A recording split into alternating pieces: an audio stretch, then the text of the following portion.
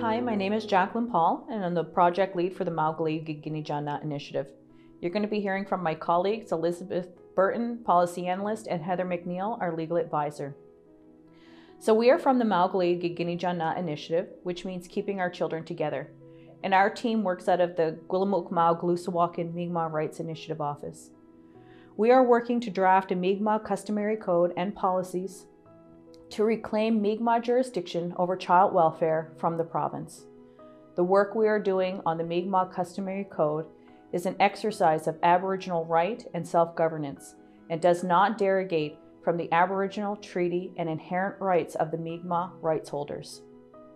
The Mi'kmaw Customary Code and policies will also remain in draft form until they are ratified and can be changed based on the feedback we receive from our stakeholders. Hello, in this video we're going to be talking about some of the key parts of the Mi'kmaw Customary Code and policies that make them Mi'kmaw. Like most laws and policies, our Mi'kmaw Customary Code and policies have a definitions section. The definitions help you as a reader understand how to interpret words that are used in the Customary Code and policies.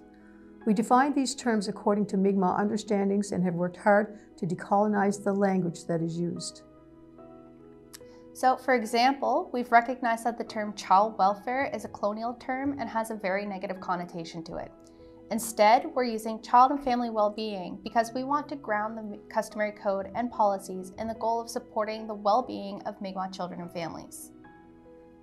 Another example is child protection. We're using instead family preservation to refer to services provided to children and families when a child's been harmed because we want to support the family unit as a whole to stay together and support them on their journey of healing and wellness. One final example is instead of saying abuse and neglect, we use the word harm. So no parent wants to hear that they've abused or neglected their child, but they may be better able to understand that their actions could harm their child, such as physically fighting in front of your child could traumatize them and make them worried about your safety and well-being.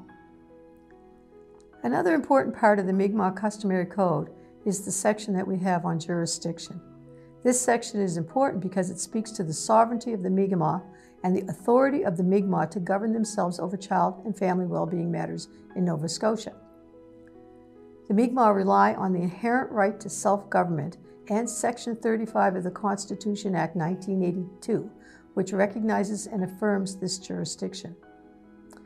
The Mi'kmaw Customary Code is intended to be paramount to other child welfare laws in Canada and Nova Scotia, meaning the Mi'kmaw Customary Code will apply even if there is a conflict between what is said in the Mi'kmaw Customary Code and what is said in another law.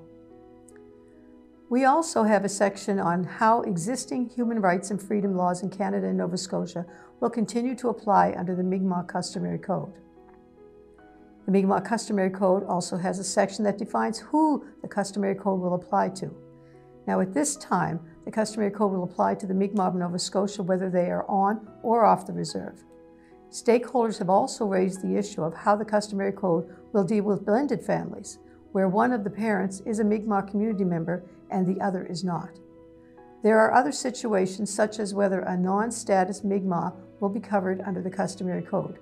These questions are being raised with our leadership for their input and direction.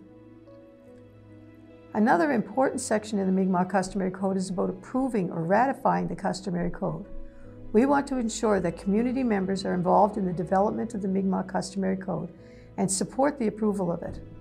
The Customary Code will stay in draft until it is ratified. This means that it can change up to the time it is ratified, so right up to the minute. So once the Mi'kmaw Customary Code is ratified, we want to make sure that it is publicly available to community members and any other people or organizations who may need it. We also want to make sure that the policies will be publicly available. We also have a section on the ability to change the Mi'kmaw Customary Code over time to better meet the needs of Mi'kmaw children and families as we move forward in the future.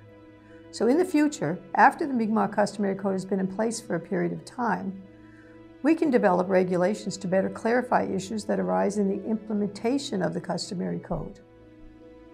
So thank you again for listening. We hope you keep an eye on our social media and YouTube pages for our next video on how we've captured the best interests of a Mi'kmaw child in the Mi'kmaw Customary Code and policies. Thanks for listening. Thank you.